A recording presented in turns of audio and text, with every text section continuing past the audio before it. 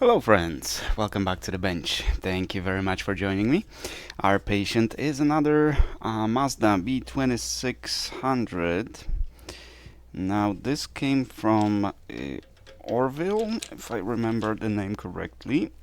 The car's been sitting for a while, and after it was revived, it misbehaves. I think that it dies, it doesn't idle properly, that kind of stuff. It's not related to heating or whatever, meaning if it warms up, it doesn't change anything. It sounds like an injection issue. So let's see what we can do over here. Let's see the scope of the damage. Whoa. What the?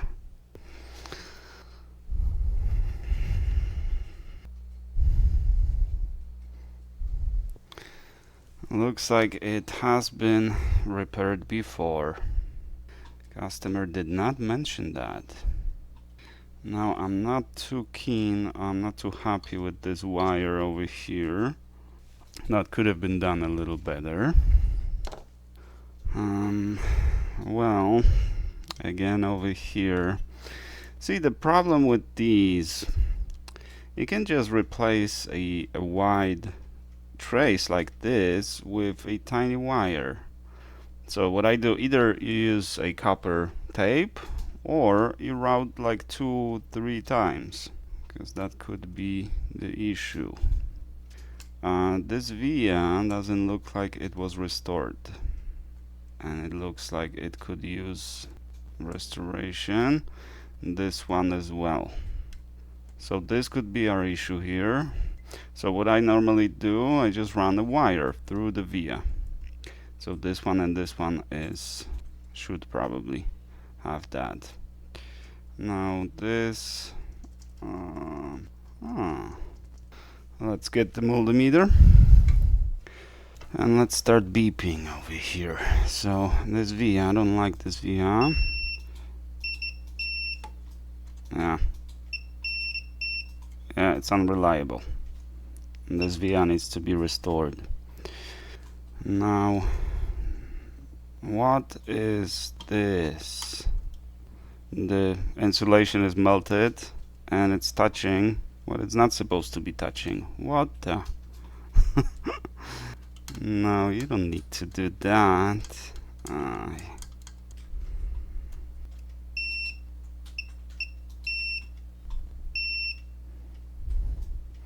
Yep, the via is not good, so this via is not good either. This is not the right cap, so we need to replace this one. 63 volts, 47 nano or micro. I don't remember what it was, but it was definitely 50 volt. Oh, what did you do over here? Now what I wanted to check was this data line over here.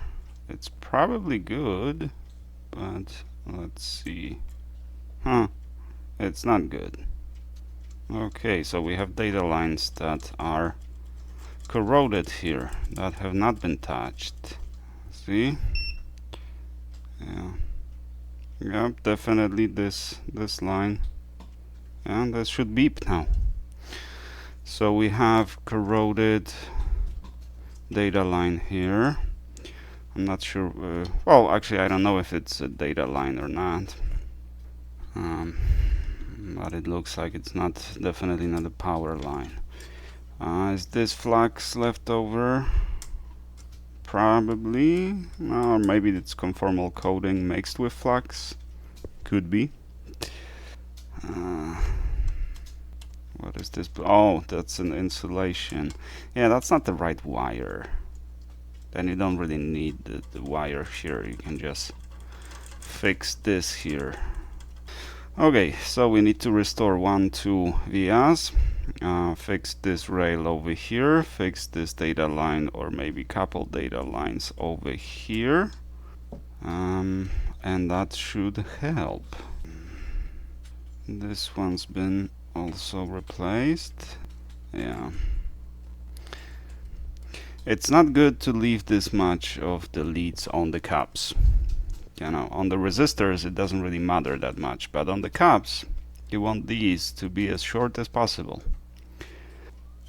Not that it's the problem with this one, right? These cups are just responsible for smoothing the voltage. But look here, in this via it does not look good. Yep. Another missing via over here, and this one probably is the same. Well, this one seems good. We're gonna put some solder on it as well. Okay, well, step one, we need to clean it. Some alcohol, toothbrush, and ultrasonic cleaner. Let's get to it.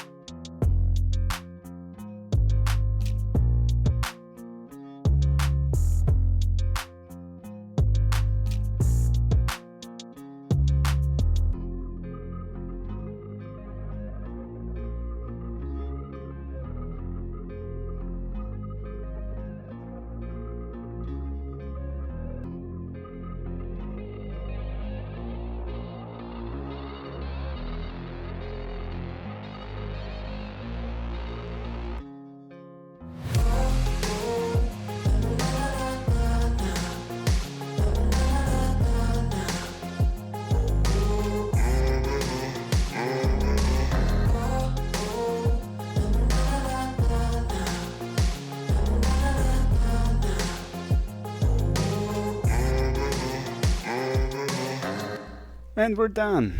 Yeah, that took a lot longer than it normally takes, but I had to remove the previous stuff so I can reveal the board to examine it. Then to ultrasonic cleaning twice, then after the procedure once. So 3 ultrasonic cleanings in total, the whole conformal coating removed. But it looks good. It looks a lot better than it normally does. Look how shiny and uniform and slick the solder is. But that's not because I'm using different solder. I'm using different flux. Just a reminder, this is my flux. It's available for purchase on eBay if you're interested. It works great. I'm so happy with this flux. That's why I keep repeating it, not because I sell it, but because it really works really well. Yeah, so it's all clean. It should be good now.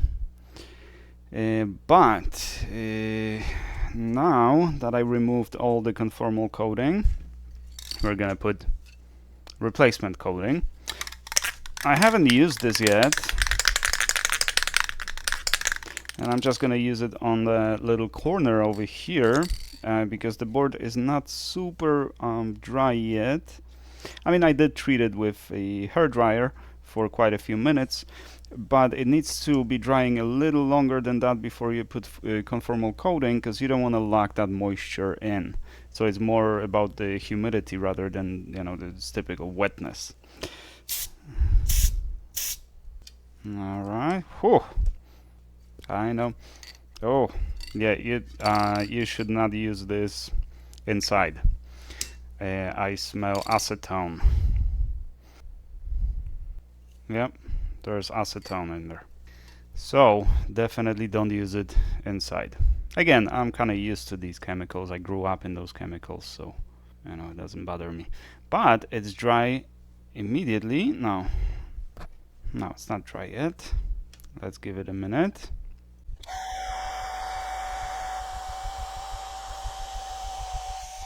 Okay, it is sticky a little bit because it's still fresh.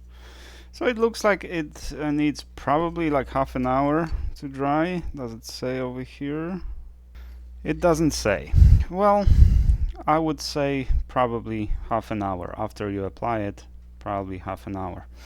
Now, that is weird because I remember I ordered a acrylic, not silicone. Silicone is better, but it's significantly more expensive. That's why I ordered acrylic. And I would suspect that acrylic is a little maybe tougher to clean. I'm not sure. Silicone, it should be easier for cleaning when you heat it up, and you know it just kind of stays as a layer, so you can just kind of peel it off. With acrylic, not so much. But I don't know if I ordered the wrong one, which I don't think so, because the price difference was significant. Or they just sent me the wrong one for my benefit. So yeah, since it's the more expensive one, I'm not gonna complain. Thank you. Alrighty, I think we are done with this one, so I'm gonna let it. Oh, it looks. You couldn't even tell that there's conformal coating on it. It's very nice. I'm gonna let it dry a little bit longer before I put the coating on both sides, and we're shipping it back to Orville. Now, if this does not resolve the problem, because looking at it, I was kind of on the fence whether it actually was missing some vias or not. So if this doesn't resolve the problem, then your problem is somewhere else, not in the ECM.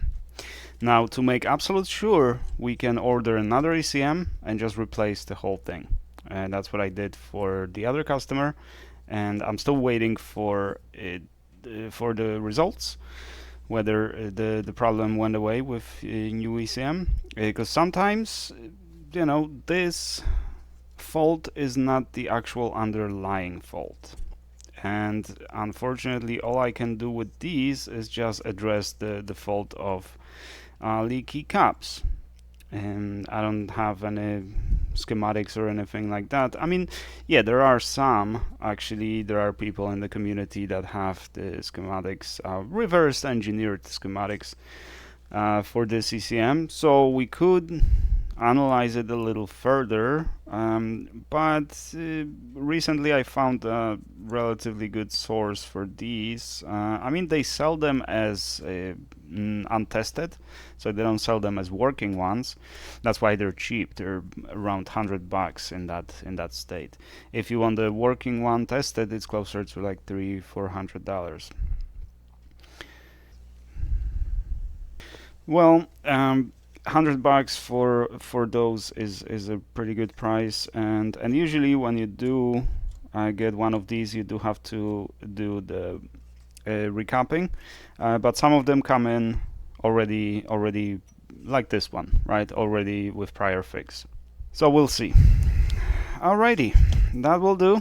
Thank you guys very much for watching. I do appreciate you, and I shall see you in the next one.